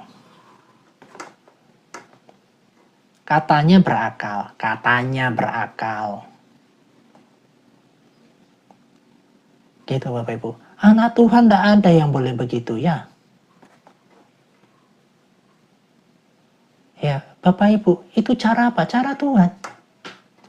Tuhan kita yang balas, Tuhan kita yang permalukan, bukan kamu. Bukan saya. Kalau Tuhan sudah balas, Tuhan sudah menunjukkan keadilan. Kalau kita dituduh, kalau kamu ikut agama Kristen, itu kalau nggak perut pasti selangkangan. Kamu dituduh begitu, Tuhan yang buktikan siapa yang selangkangan sebetulnya. Gitu loh cara Tuhan itu, dahsyat loh. Yang terbukti kita dituduh selangkangan, prakteknya yang sono. Prakteknya yang sono, kita cuma tuduhannya aja, enggak apa-apa kamu dituduhin. Daripada prakteknya kita begitu. Betul nggak? Ya, Bapak Ibu. Di pasal yang kedua, taktik runtuhnya kota. Pengepungan militer, diskresi taktis serangan musuh yang mengepung benteng Niniwe. Kekacauan koridor, gambaran kereta perang yang melaju panik di jalan-jalan kota. Banjir bandang. Gerbang sungai dibuka paksa membuat pondasi istana runtuh tenggelam. Bapak Ibu perhatikan ya. Perhatikan ya. Kenapa Tuhan selalu izinkan banyak banjir bandang? Karena ini juga dilakukan di zaman dulu. Ya, siapa yang menghukum alam? Siapa yang buat? Bukan kita. Kalau kita yang salah, orang Kristen kok begitu? Katanya kasih. Wah, begitulah. Banjir bandang, kekacauan, pengepungan. Ya, Bapak Ibu saya cuma kasih tahu. Andalkan Roh Kudus dalam hidupmu. Kamu cuma bisa mengandalkan ini. Kamu akan menonton segala sesuatu akan dikepung dari segala sisi. Lawan-lawan pengikut Kristus akan dikepung dari segala sisi. Contoh, dunia pendidikan, Kristen menang. Dunia penemuan, Israel yang menang, bukan Arab yang menang. Dunia kemiliteran, anak Tuhan yang menang. Dunia sains, anak Tuhan yang menang. Ya, dunia teknologi, orang kafir yang menang. Dikepung dari segala sisi aspek, pemenangnya tetap satu, orang kafir. Ternyata orang kafir lebih berakal daripada orang yang non-kafir. Orang kafir mempermalukan orang yang non-kafir. Yang menciptakan ini siapa? Kafir. Yang menciptakan ini siapa? Kafir. Yang ciptakan ini siapa? Madiin kafir. Pengepungan sehingga runtuhnya yang namanya sebuah kota Niniwe itu yang kejam dan sadis. Pengepungan dari segala lini, teknologi, pendidikan, ya, dan banyak hal di segala lini tetap yang namanya orang kafir yang menang. Hebat gak Tuhan kita? Kamu banggalah kamu dikatakan kafir karena produk yang kau pakai orang kafir. Jangan sampai kamu dikatakan non kafir tapi produk yang kamu pakai produknya orang kafir. Non kafir bisa buat apa? Aku bisa beli. Aku punya uang. Aku bisa beli. Belinya dari mana? Hasil korupsi. Coba Bapak Ibu bayangkan. Inilah bentuk keadilan Tuhan. Dan saudara-saudara kita dari keturunan Ismail dikepung.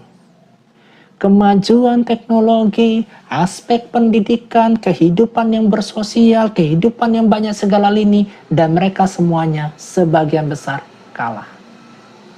Hebat gak Tuhan kita? Ya, jadi pertanyaannya, masihkah kamu mau berpikir untuk membalas mereka? Enggak lah. Orang Tuhan sudah perang buat kita, ngapain kita ikut-ikutan perang? Bangsa Yehuda gak ada taklukan Niniwe kok. Nggak angkat senjata, nggak angkat batu, nggak angkat fentungan. Dia cuma terima janji Tuhan akan ada pemulih dan pengharapan. Ngapain kita balas? Gitu loh Bapak Ibu. Bagian kita dipanggil bukan untuk membalas. Bagian kita dipanggil untuk apa? Merendahkan diri di hadapan Tuhan. Belajar dari Yesus, karena Yesus lemah lembut dan rendah hati, dan jiwaku mendapatkan ketenangan. Itu yang harus kita lakukan. Bukan serang-serang. Wajahnya Bang Suma diganti wajah monyet. Loh bukan itu. Bukan itu. Narasinya kamu serang gak apa-apa. Gitu loh. Narasinya diserang gak apa-apa. Orangnya jangan. Tahu nggak kok Uni Riva itu nenek lampir? Nggak usah. Nggak usah suster ngesot-ngesotan, nggak usah nenek lampiran, nggak usah kakek nenek buyutan dan apapun. Nggak usah itu. Fokus kita perbaiki diri. Pernah nggak kita ngomong sama Tuhan? Tuhan koreksi aku, kenapa aku masuk di dalam penjajahan? Orang Yehuda masuk di dalam penjajahan karena apa? Karena mereka berbalik dari Allah mereka. Ya, yang seharusnya kita dipanggil, kita meng-cross-check diri kita. Tuhan, firman-Mu koreksi kami dong. Kenapa kok kami ada di masa penjajahan? Kenapa kok kami sekarang nangis? Kenapa kok kami terbuang dari tanah kami? Israel harus bertobat. Hasil dari kehancurannya Israel dari bangsa Asyur tidak terlepas lagi perlindungan Tuhan sudah terangkat dari kehidupan Bani Israel. Kita dipanggil untuk mengkoreksi. Apa yang dikatakan sama Daud? Ujilah aku, Tuhan. Cobalah aku, Tuhan. Selidiki batinku dan hatiku. Mataku tertuju padamu. Daud saja sekelas Daud, dia ngomong Tuhan, selidiki Saul, enggak. Tuhan coba koreksi Saul, enggak. Yang Daud sampaikan, Tuhan selidiki aku. Ujilah aku, Cobalah aku, batinku dan hatiku udah bener belum Tuhan? Itu orang yang rindu sama Tuhan minta dipulihkan. Coba perhatikan selama kamu doa isinya apa? Duit Tuhan, duit Tuhan. Tuhan jodoh, Tuhan tomingse. Kok yang datang tomingse napas, aduh Tuhan salah doanya Tuhan salah kirim orang yang salah Tuhan, jodohku gak kayak gini. Gak sesuai dengan tipe kalku Tuhan. Pernah gak Bapak Ibu sekarang berdoa, ujilah aku Tuhan. Koreksilah aku Tuhan. Cobalah aku Tuhan. Batinku dan hatiku seperti apa? Oh ternyata aku masih cinta uang ya. Ternyata mataku ini masih suka lihat yang indah-indah ya. Aku masih suka lihat nenen Tuhan. Aku masih suka lihat pria-pria ganteng-ganteng yang six pack Tuhan. Aku masih suka cinta uang. Ya, karena cinta uang aku buat cerita yang sedih-sedih supaya orang bantu aku. Ya, kalau Natalan aku pergi ke gereja-gereja comor makan di sana. Ternyata aku belum hidup dengan iman. Aku korbankan harga diriku untuk pergi ke gereja-gereja ngambil makanan. Di sana aku bawa plastik, bawa tromol. Ayo. Daripada kita fokus nyerang-nyerang API. Ya, membuat secara khusus video putus. Sebuah lagu khusus. Ya, apa lagunya itu ya? Lagunya salah satu nikmat, pokoknya yang itulah modelnya. Gitu. Kita buatkan lagunya, kita buat di suno.com, buat lagu untuk nyerang-nyerang. Loh bukan itu kamu dipanggilnya bro, sis. Ya, teman-teman Kristen di tempat ini ada 113. Jangan suka masuk ke room-room yang perdebatan. Sebagai hamba Tuhan saya sampaikan. Jangan lihat serunya. Tetapi lebih baik lihat dirimu sendiri. Minta sama Tuhan. Ujilah aku Tuhan. Selidikilah aku Tuhan. Hatiku dan batinku seperti apa? Sudahkah aku benar-benar hidup yang seritme dengan apa yang menjadi hatimu? Berapa banyak di antara kita mau rela dikoreksi sama Tuhan? Jangan cari pujian manusia di dalam berapa logat. Jangan juga cari cuan-cuan apa cari donasi di dalam berapa logat. Tetapi hidupmu yang lebih penting daripada itu cuma satu. Tuhan koreksi aku. Selidiki hatiku dan batinku. Aku sudah betul belum? Berapa banyak ranting-rantingku yang harus aku potong? Aku minta Tuhan tolong, potong itu pelan-pelan Tuhan, karena aku tidak tahan sakit. Mau tidak Bapak Ibu ngomong begitu sama Tuhan? Daripada ngurusin yang namanya agama sebelah. Buat apa?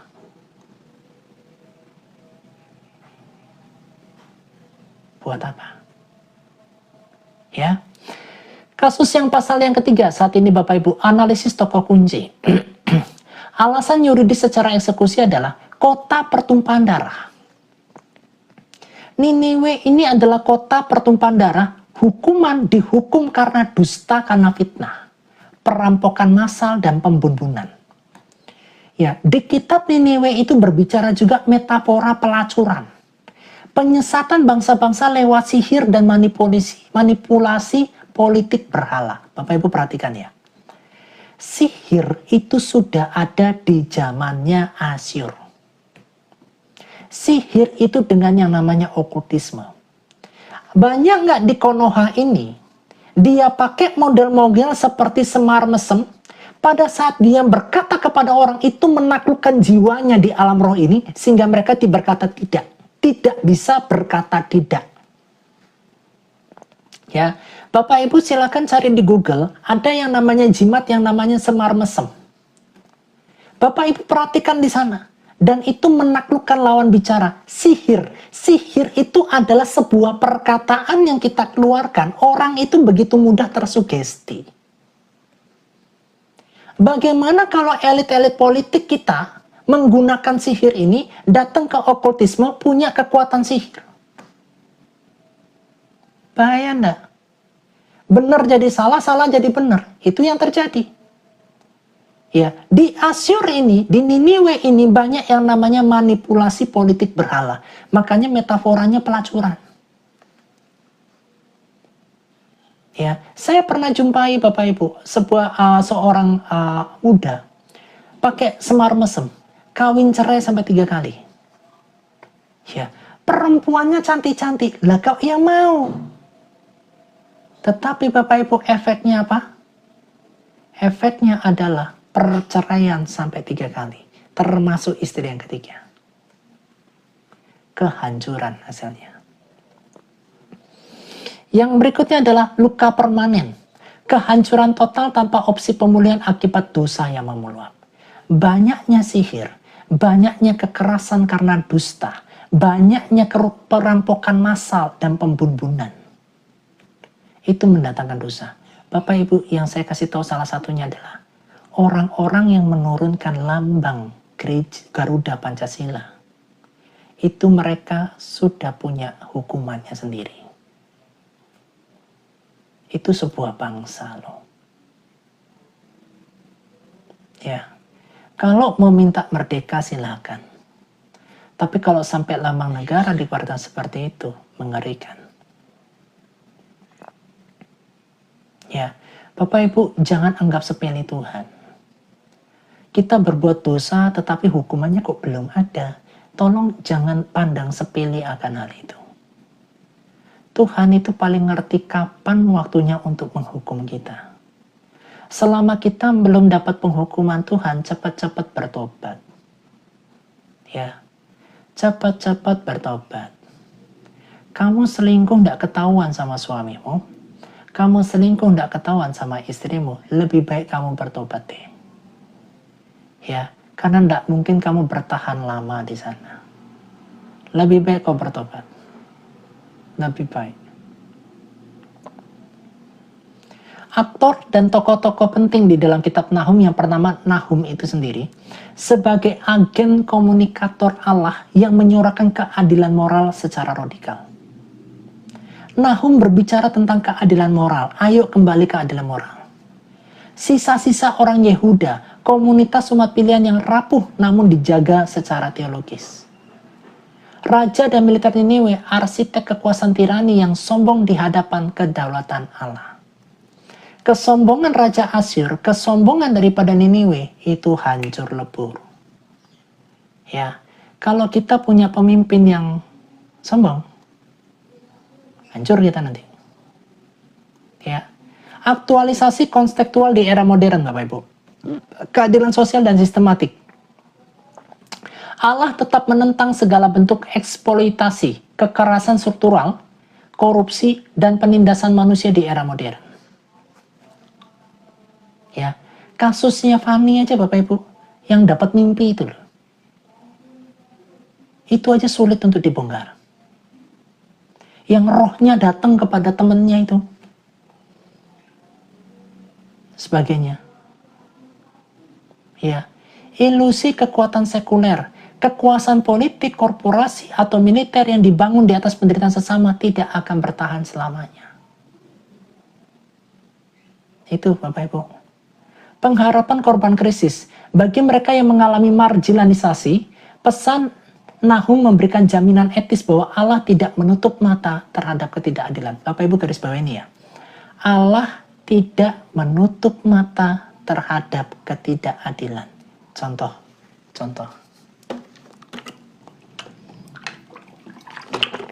Ya, kamu mau jadi agama saya enggak?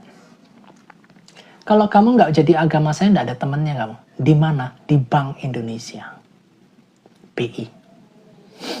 Ya, siapapun yang kerja di BI, ya, bebas. Agama apapun yang mau kerja di BI, bebas. Tetapi pada prakteknya adalah sebuah grup, ya, mayoritas di semuanya, tidak ada Kristen, Hindu, Katolik, dan sebagainya. Itu angkanya kecil sekali. Yang diutamakan mereka yang punya atribut-atribut keagamaan, seperti Islam. Yang masuk kepada Bapak, Bank BI. Udah rahasia umum itu. Ya, ini bukan fitnah ini, udah rahasia umum. Ya, Tetapi saya kasih tahu Bapak Ibu, Allah tidak menutup mata terhadap ketidakadilan. Bank BI akan banyak masalah yang terjadi. Bahkan menutupi banyak kasus korupsi yang mereka ketahui. Ya, Bapak Ibu nanti uji perkataan ini. Di dalam nama Tuhan Yesus yang akan buka banyak kasus yang ada di Bank BI yang tidak pernah terbuka. Di dalam nama Yesus, Tuhan akan buka ini. Saya cuma berdoa, biar mereka tahu, keadilan Tuhan itu tetap iya dan amin. Agama apapun kita, keadilan Tuhan tidak bisa ditoleransi, tidak bisa ditolir-tolir, tidak bisa ditawar-tawar. Nggak bisa.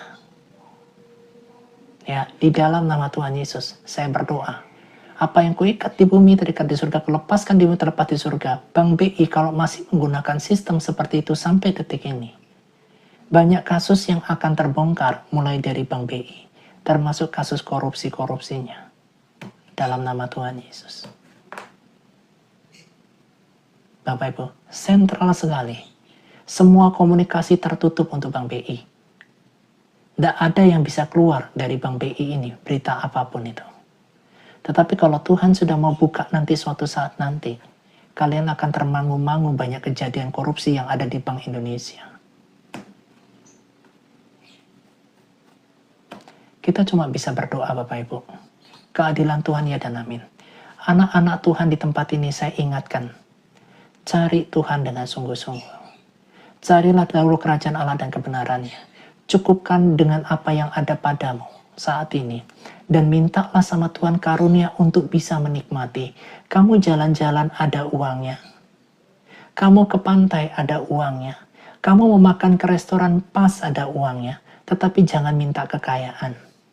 Minta karunia untuk menikmati semua hasil alam yang ada di dunia ini.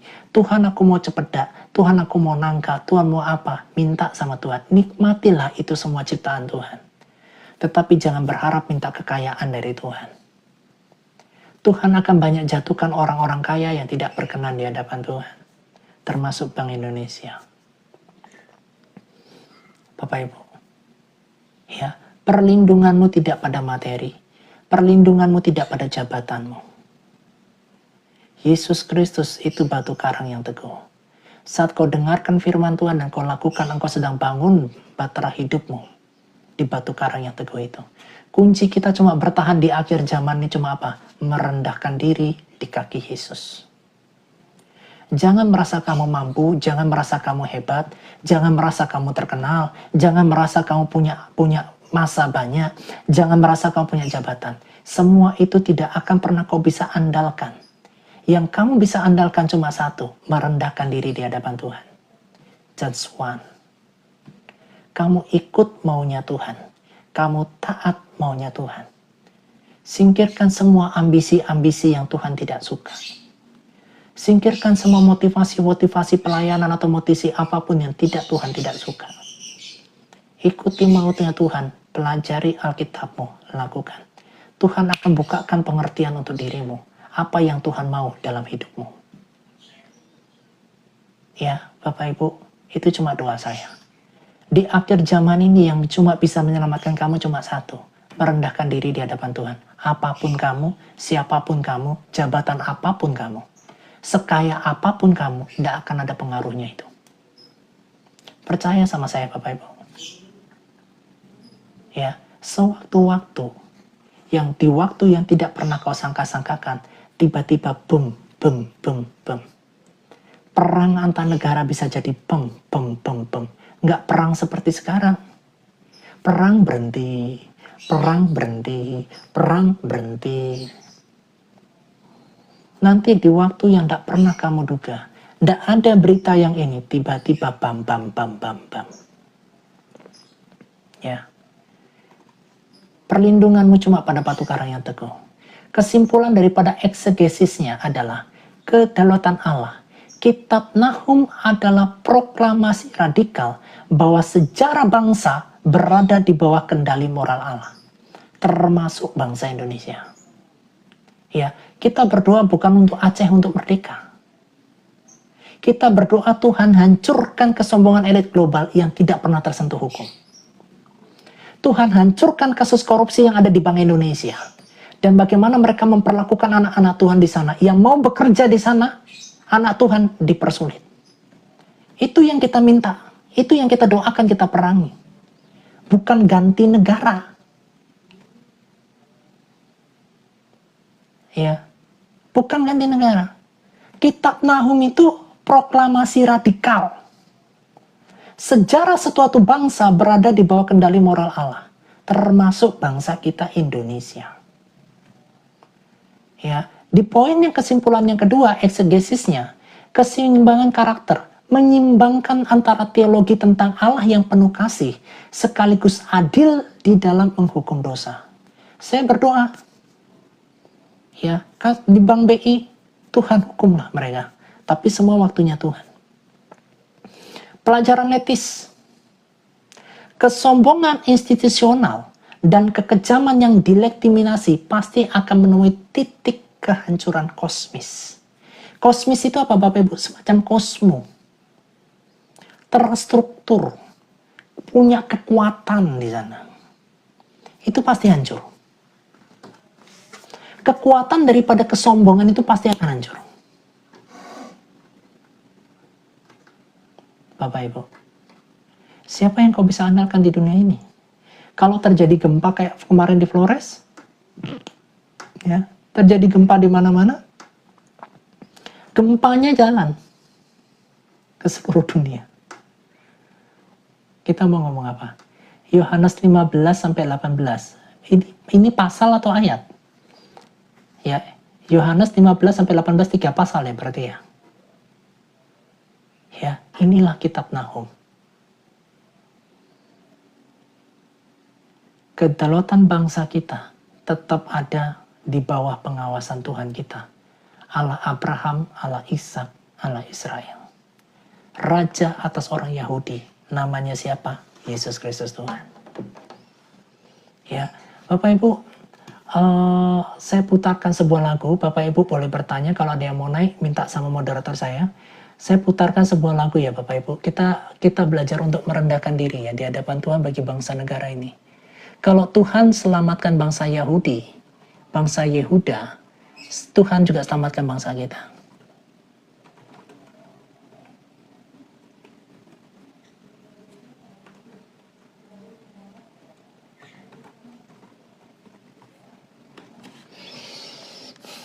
Ya, pulihkan negeri kami Tuhan. Mari Bapak Ibu kita dengarkan lagu ini.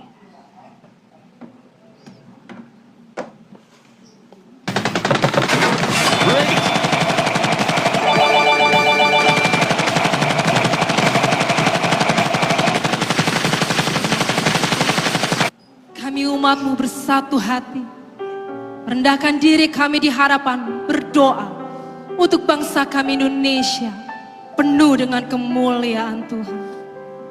Terima kasih Yesus. Kami umat-Mu rendahkan diri, sujud dan berdoa, mencari wajah-Mu, berbalik dari jalan kami yang jahat. Oleh anugerah-Mu ampunilah.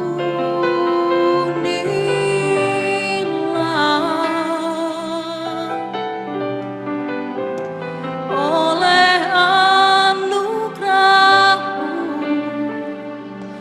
pulihkanlah.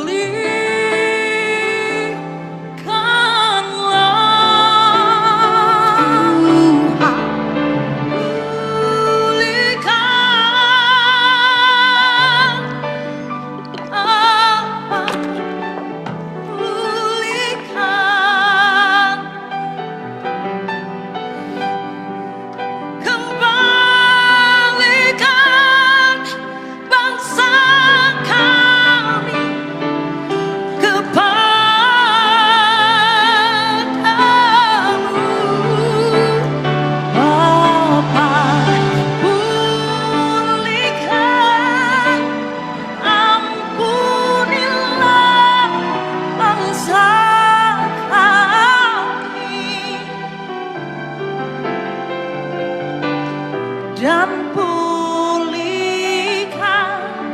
kembali negeri kami.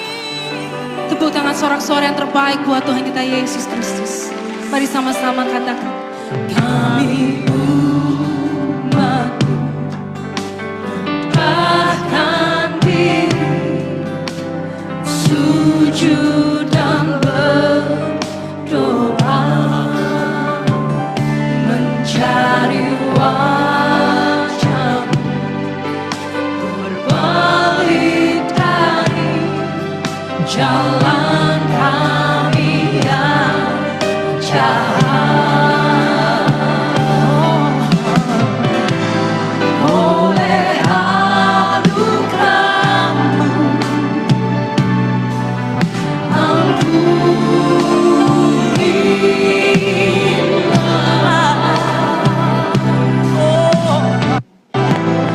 Oleh anugerah-Mu,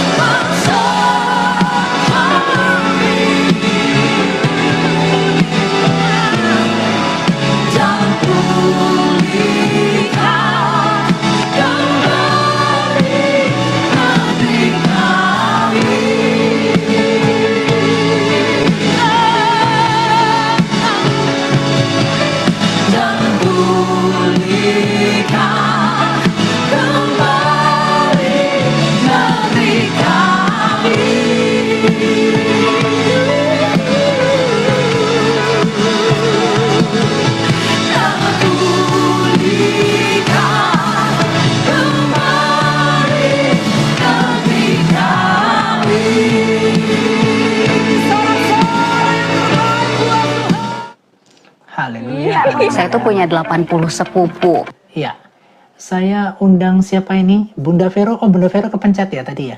Ini siapa? Dell. Ini Dell, ini merek laptop atau?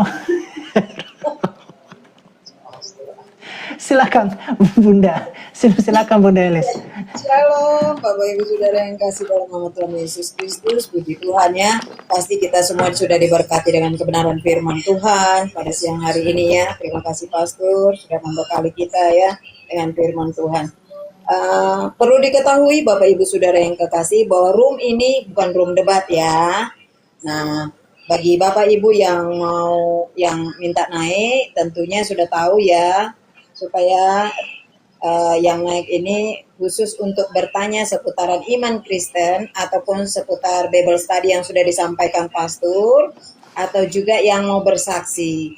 Dan Bapak Ibu yang mau minta pertolongan doa, minta dibantu doa, silakan boleh di typing ya.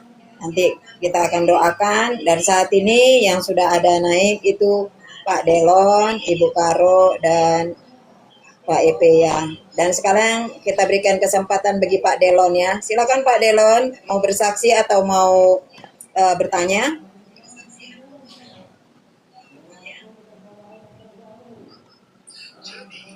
Ya, kepencet kayaknya Bunda. Iya. Ya. Iya. Pertanyaan saya tidak ada. Saya suka sekali mendengarkan firman Tuhan. Bukan Terima saya kasih. Ya sekian dan terima kasih, cuma itu saja. Ya, terima Iya. kasih Pak Delon, terima kasih. Terima Terus kasih buat- banyak ya Pak Delon ya. Tuhan berkati ya Pak Delon. Ya. Selanjutnya Bunda Karo, silakan mau bertanya kah atau mau bersaksi? Shalom Bunda Karo. Mute-nya belum dibuka. Kepencet kah? Saya tidak minta naik. Oke, boleh diturunkan Pastor. Nggak minta naik tapi kok ada di daftar. Oke, kepencet ya, nggak apa-apa, boleh. Itu banyak yang kepencet, boleh diturunkan saja Pastor. Sebentar, Baik, saya selanjutnya turunkan. yang terakhir ini bagi Kak Epe ya, silakan mau bertanya kah atau mau bersaksi? Ya, silakan Kak Epe. Shalom. Shalom, Kak Epe. Ya, Kepencet Oke. kah? Mau typing tapi sudah kepencet. oh mau TPS Oh iya. kepencet ya, Iya, kita seringan karena ini kayaknya jari kita kayak jempol semua ya mungkin kan. Iya, kepencet ya. Oke, enggak apa-apa. Ini Kak Itu- Epe, selesaikah? Tidak ada pertanyaan atau tidak mau bersaksi? Oke. Supaya kita bisa lanjut. Kepencet Baik ya. Pastor, mungkin kepencet Pastor. Ya. Ya nggak Nggak apa-apa apa-apa. kalau mencet ini ya, tap-tap layar ya. Terima kasih banyak ya. Iya. Iya, Bapak Ibu enggak apa-apa, mau kepencet boleh, mau parkun di atas juga boleh. Ya, Bapak Ibu, nanti di hari Jumat kita akan bahas di kitab selanjutnya. Ya, nanti di hari Minggu saya ada membahas tentang malaikat ya. Maksudnya supaya Bapak Ibu juga paham tentang beberapa malaikat itu ya. Supaya nanti tidak terlalu diombang-ambingkan banyak hal ya. Hati-hati dengan mimpi dan penampakan yang malaikat datang juga. Ya, kita semuanya selidiki dalam firman Tuhan ya. Nah, terus apalagi ya? Gitu ya. Tolong bawakan doa juga buat kami ya. Saya, Bunda Elis, Bunda Berliana, Bunda Melisa sama Bunda Lydia. Pelayanan ini kami bangun hanya untuk mempersatukan satu anggota tubuh Kristus. Teman-teman Katolik, teman-teman Advent bisa bergabung juga bersama dengan kami. Dan tenang saja, kita tidak ada sistem tukar-tukar jemaat. Ya, kita tidak ada barter jemaat di sini. Pergilah ke gereja di mana kalian bisa bertumbuh, karena kita mau belajar firman sama-sama. Ya, saya nggak cari pengikut. Saya cuma mau nyampaikan tentang firman Tuhan, setelah itu kalian berproses sendiri sama Tuhanmu. Ya, saya cuma berdoa Bapak Ibu tidak mendengar kata firman Tuhan cuma dari kata saya. Tetapi alami Tuhan itu secara pribadi. Semua pendeta apapun. Ya, kalian harus kenal Tuhan tidak semua sekedar dari pendeta-pendeta. Tapi kalian alami Tuhan sendiri. Betapa baiknya dia, pelajari kitab suci, kenal wajahnya, kenal firmannya, hiduplah bergaul karib dengan Tuhan. Ya, saya cuma dipanggil untuk itu saja. Saya tidak dipanggil untuk bangun gereja. Saya tidak dipanggil untuk punya jemaat besar-besar, enggak. Saya hanya dipanggil untuk memberitakan. Sama seperti Yohanes tidak punya jemaat besar, saya juga sama. Sama seperti Elisa yang tidak punya pengikut banyak, apalagi saya. Ya, karena kita nggak buat pengikut-pengikutan di sini. Ikut Yesus itu udah paling benar. Pemimpinmu adalah Yesus, itu sudah paling benar. Ya, supaya nanti saya juga berdoa supaya kita ini tidak ada perang denom. Ya, tidak ada denom yang paling benar, tidak ada denom yang paling salah. Kita ini yang jatuh bangun di dalam proses kita ikut Tuhan. Ya, itu saja Bapak Ibu, saya tidak mau bawa doktrin-doktrin gereja. Kita kembali saja ke Alkitab. Ya, setia ikut Tuhan. Dimanapun kalian berada. Yuk Bapak Ibu, kita berdoa untuk bangsa dan negara kita. Setelah itu kita tutup ya. Dan selamat makan siang setelah itu. Mari kita doa. Bapa, kami mengucap syukur Tuhan untuk kasih setiamu. Kami bangga punya Allah seperti Engkau. Segala puji, hormat, kemuliaan hanya bagi Tuhan. Hamba hanya melakukan apa yang menjadi bagian hamba. Sisanya Tuhan yang lakukan.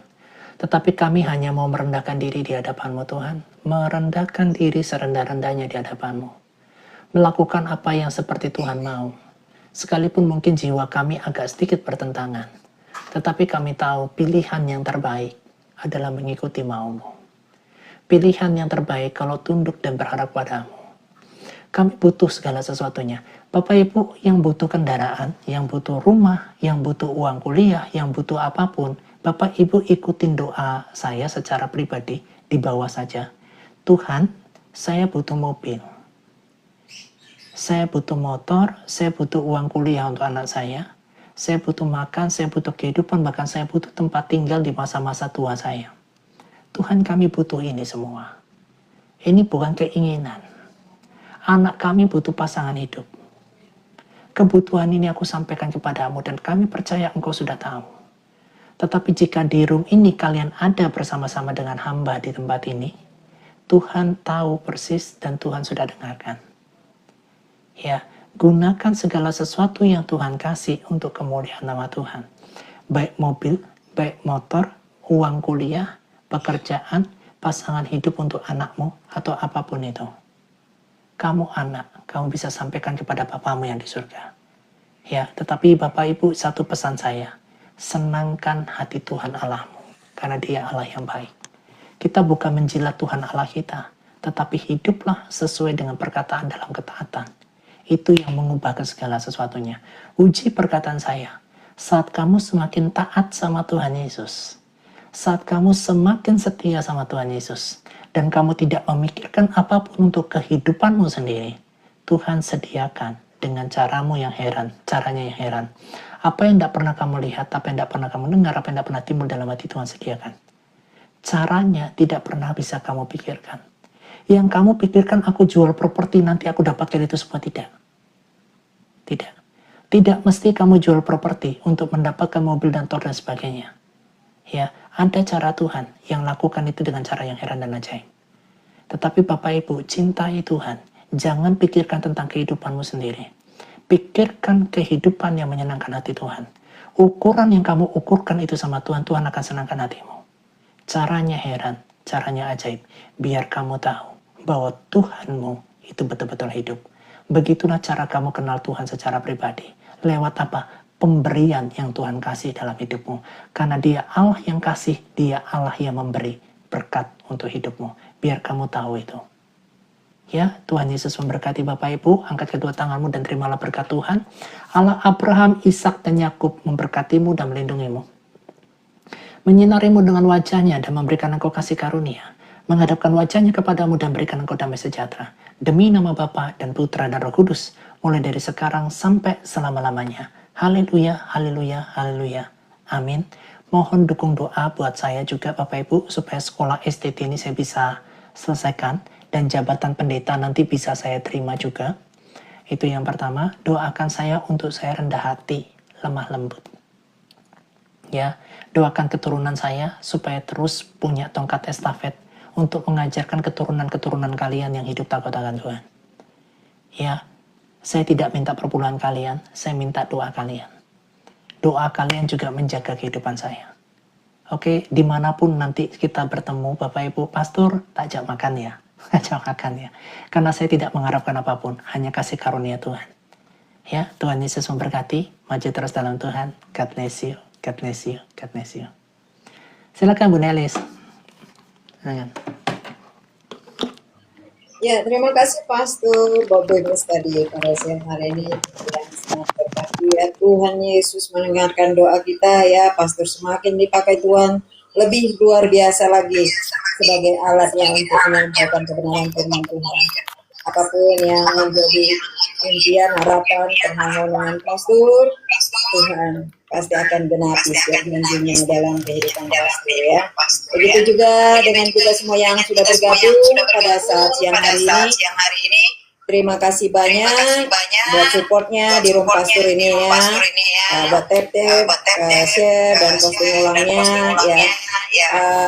Hari Jumat kita lagi ya Pastor ya.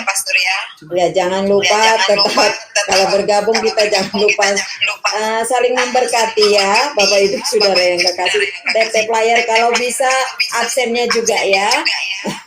Karena kita dengan begitulah kita mendukungnya, mensupport Pastor ya di dalam pelayanan Pastor agar pelayanan ini semakin boleh banyak didengarkan banyak orang, memberkati banyak orang, dan inilah cara kita untuk menjangkau jiwa. Ya, Bapak Ibu, dengan cara kita mendukung Pastor itu juga pelayanan kita.